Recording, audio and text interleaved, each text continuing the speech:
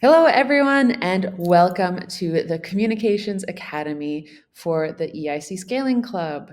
Particularly welcome to everyone who wasn't able to join us in Athens for the Scale 100 Forum, but that's okay. That's what we have the online session for.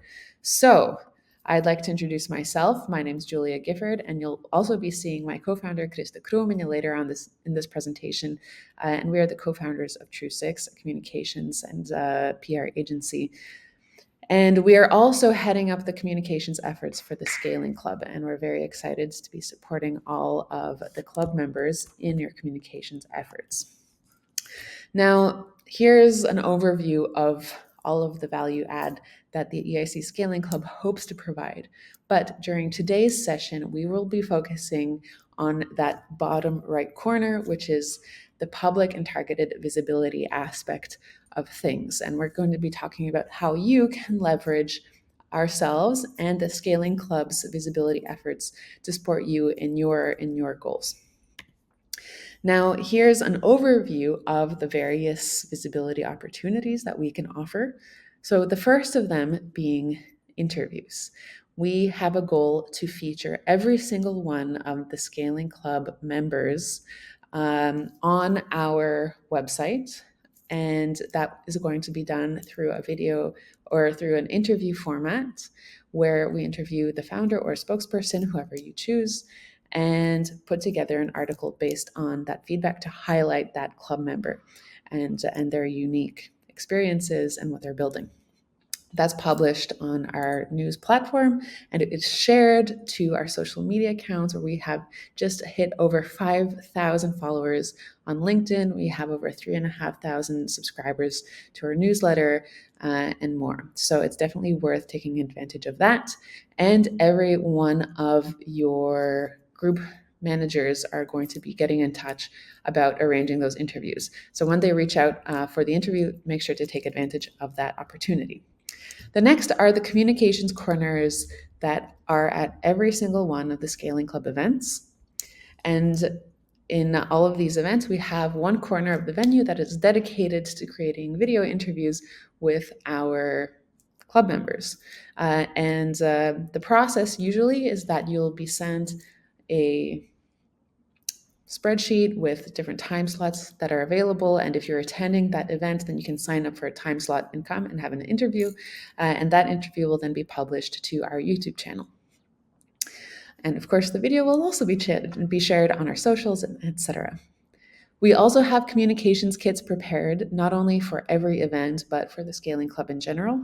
This is particularly helpful in case anyone has just recently joined the Scaling Club, as it includes press releases and templates and social media templates for announcing that you're joining the club. And so this is to harness the reputation of the club and to create buzz and grow your own credibility and reputation by being able to say that you've joined this exclusive European club. So definitely check those out. And these are also something material that your group managers will have sent to you. And if you haven't come across them yet, then I'm sure that you can also reach out to those group managers. And the additional aspect is connections to relevant journalists in case there's a good fit. And I would broaden that to also include general visibility for any of your news that's going on. So if you have any big news that's on the horizon, be that a funding round or a big milestone or an acquisition or a merger or whatever that might be, I do recommend that you get in touch with myself and or Krista. Our emails are julia@tech.eu or krista@tech.eu. And let us know that you have this news coming up, and we would love to share it to our own platforms to add to the buzz that's going around, to add to the visibility, to support you, to act as a microphone and amplify your good news.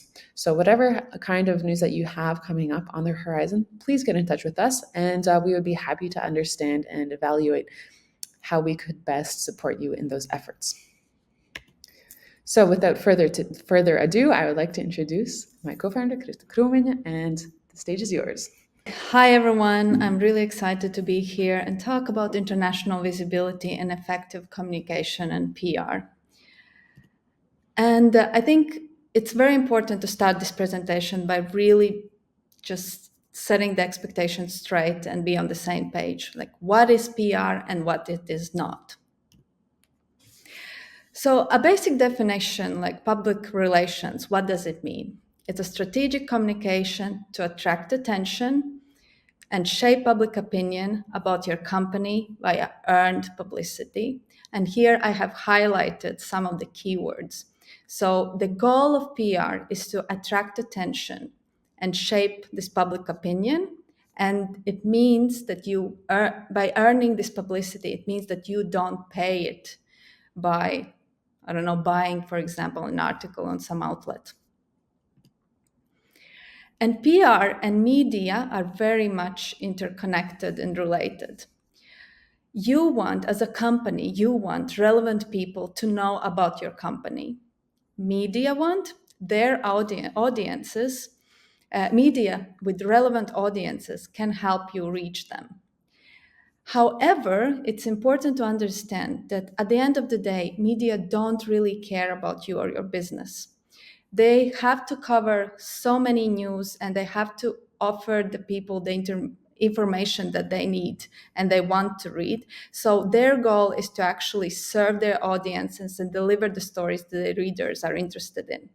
So your job as a PR professional, as a marketing person at your company, is to help journalists write these stories that their audiences would like to read. So the big question is, what do people want to read? What do people want to see in the media outlets that they are consuming? First of all, they want stories that are timely. It means that these stories are related to something that is happening right now. Either those are current trends or some other events that are already being covered in the media. The story has to be relevant. It has to be related to the reader and the situation this person is right now. For example, if you are pitching a story to an outlet that's based in the US, then it makes sense that you make your story relevant to the people who live in the US, right? Your story has to be insightful. People want stories that provide new information or at least a different take on a topic. They don't want to read the same thing over and over again. They want something new every time they read an article. And finally, this is optional but very much recommended, is that your story evokes some emotion. Because emotions are what are the key driver for people to click on the links and read the stories. And we all know that clicks are very important to media business. This is what keep media in business. So if your story can help people feel something, it means that it will do good in terms of statistics and data, and you will be very much useful to the media and to the journalists. What PR is not, it's not advertising. Unless you're Apple, people don't really care about your company and products. Your product must organically fit into a bigger story. Otherwise, it's just not interesting to people who are reading these stories. And sponsored content, when you are paying for a placement, is not PR. That's advertising. PR is not about 100% controlling the message that is published. You control the message that goes out to the media. You can fine tune your press release, for example, but you can't control the messages that the media will deliver to the public. Most of the time, you also don't get to check and fine tune the article that gets published. You have to rely on the professionalism of the journalist that you're pitching and just have to let them do their jobs. And PR is not a lead generation machine. You can't expect that publications will directly translate into new clients, leads, sales, etc. And if you remember the definition that I shared in my very first slide, it's not the goal of PR.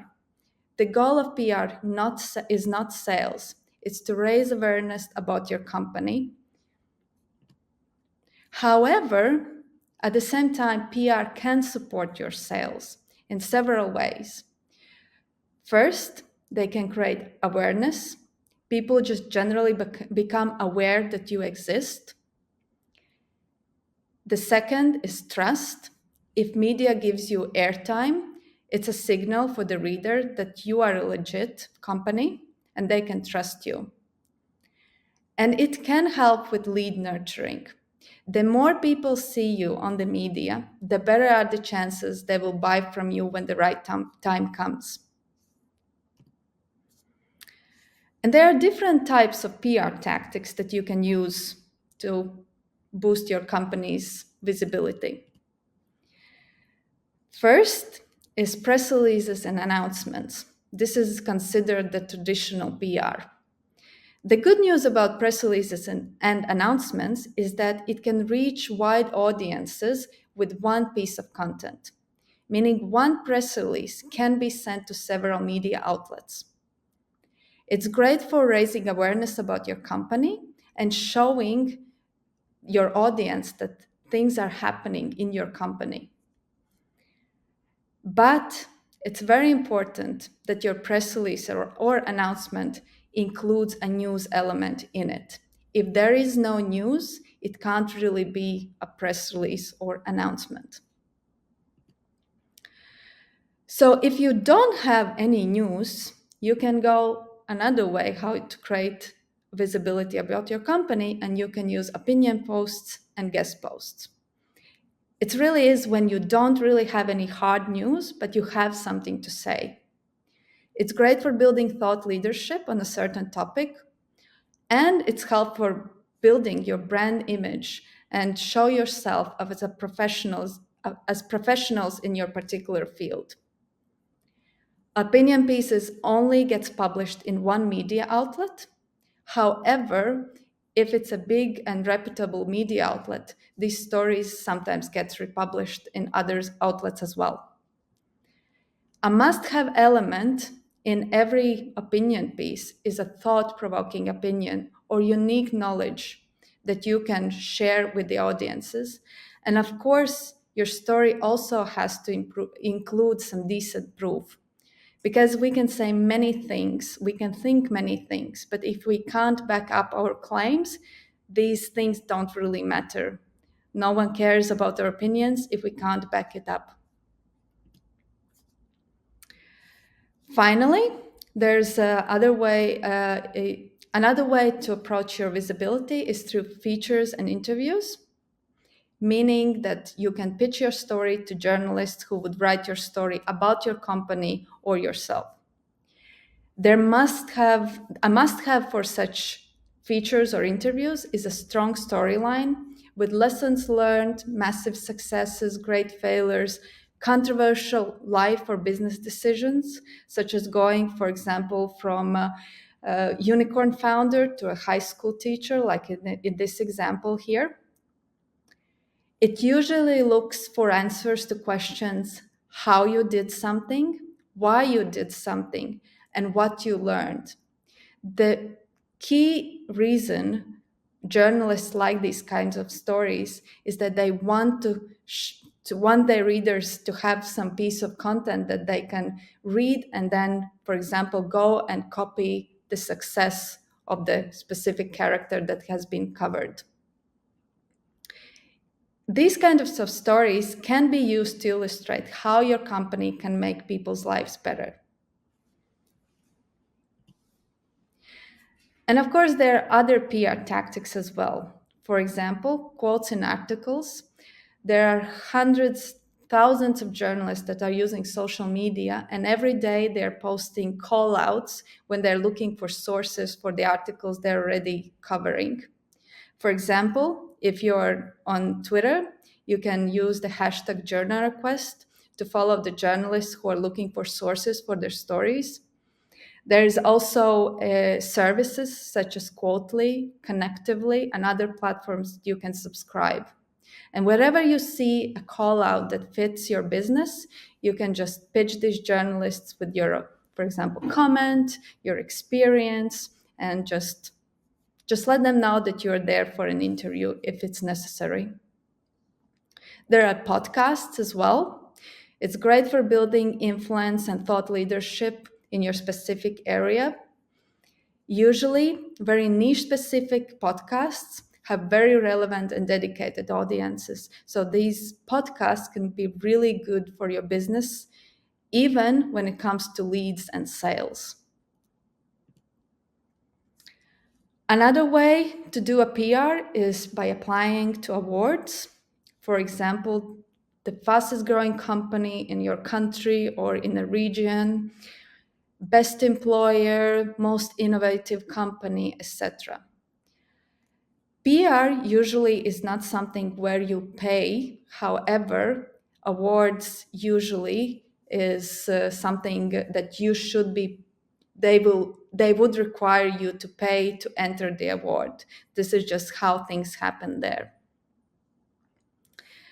Another way to do a PR is by arranging event or stage presence. It's also great for building influence and thought leadership, such as podcasts. And events is also where sponsorship deals and paid arrangements can be considered, because that's just how this industry works. So the next question is, once you have a story, how do you pitch this story to international media? The step one is just to do the exercise we basically just did and sit down and see whether you have a story and what kind of story that is.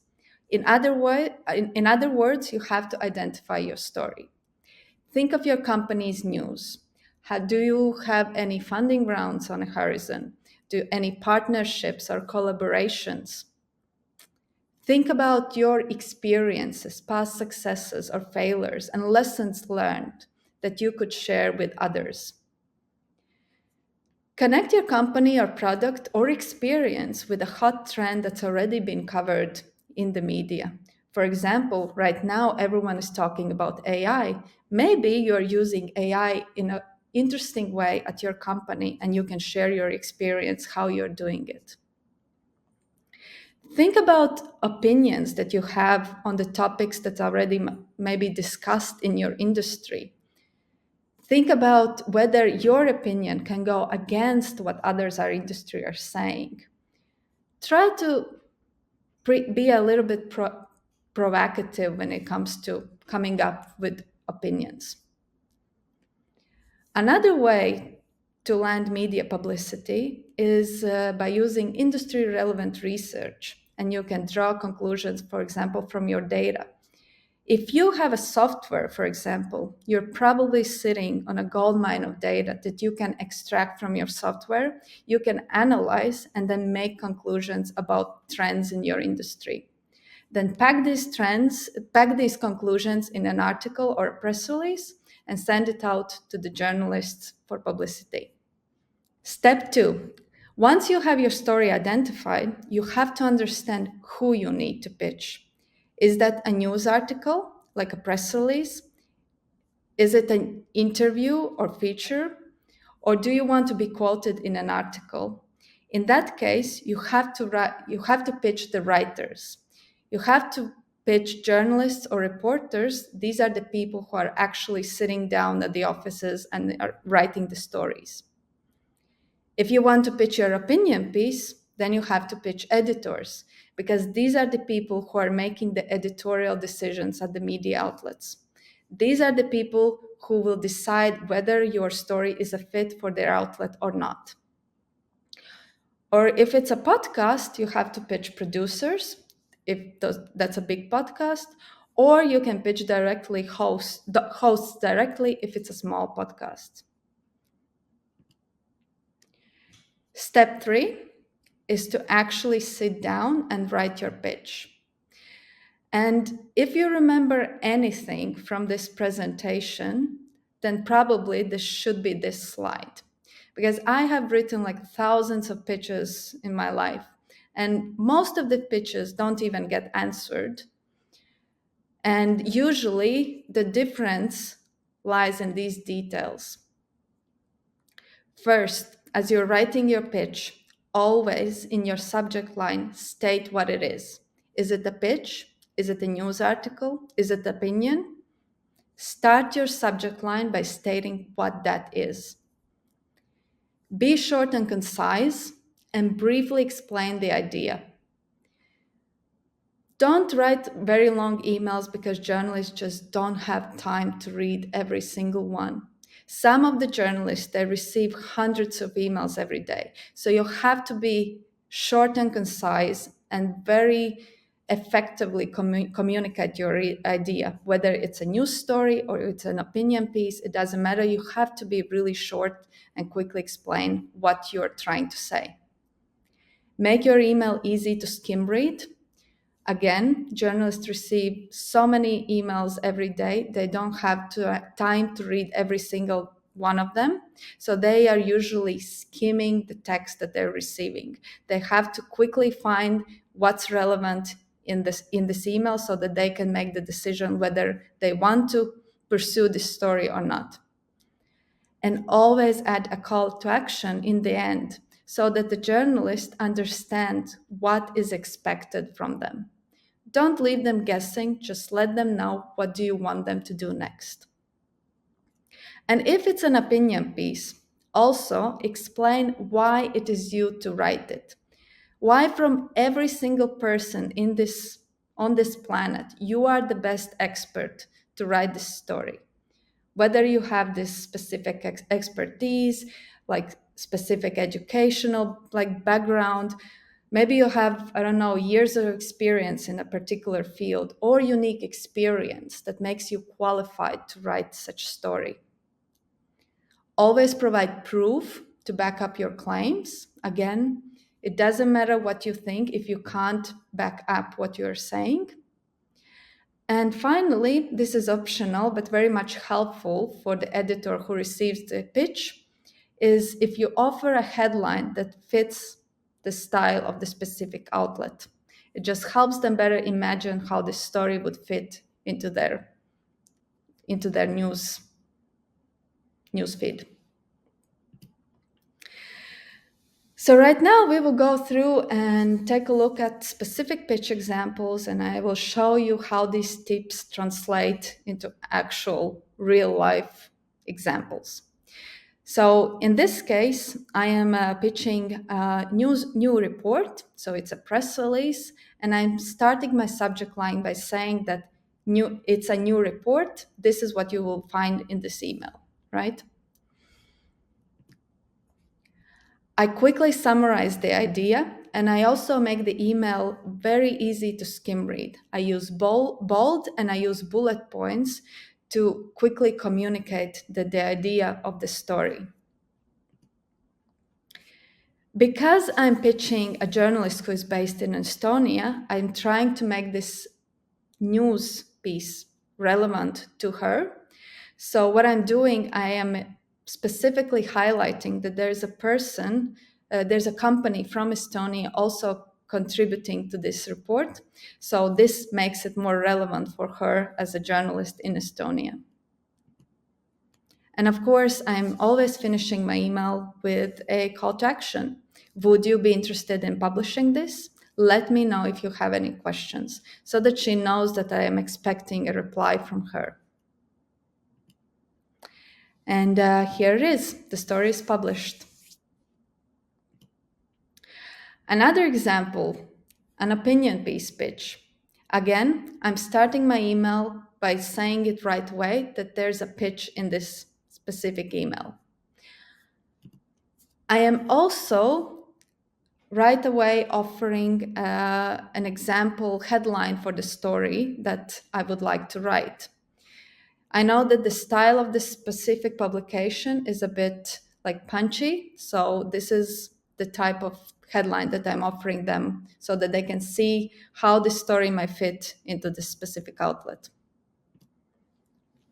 I'm explaining why I am the one to write this pitch. I'm saying that I work with this quantum physicist and professor at the University of Latvia. So I have this source who can provide me with this information. And that makes me qualified to write this story. Again, I use bullet points and I use bold to quickly and briefly summarize my idea and also make the email easy to skim read. Because I'm pitching an opinion piece, I also add a full draft of the article. This is not like always necessary, but it's very optional because many editors, they don't, of course, the editors don't know you, so you have to show them what they can expect. And if you right away give them the article, they can quickly understand whether, for example, it fits their editorial guidelines, if the quality is good. So it's just make all the process much quicker. And of course, I finish my email with a call to action. Would you be interested? Please let me know. And again, here's the article published on the Next Web. So you've written your pitch and you sent it to the journalist. So what now? First, you have to give them a little bit of a time, at least a few days, so that they can read it, think about it, and see whether they have like a place in their editorial calendar for this article. You can follow up, but I wouldn't recommend following up more than 3 times, because usually if you follow up 3 times and still don't get any reply, it probably means that they're not interested.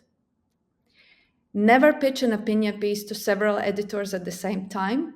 Opinion pieces are exclusive piece of content that is also only meant for one specific outlet. It's not like press release that you can send to several journalists at the same time. And if your pitch didn't get accepted, that's right, that's part of the process, that's okay. You can just revise it and try again with some other journalist or some other editor.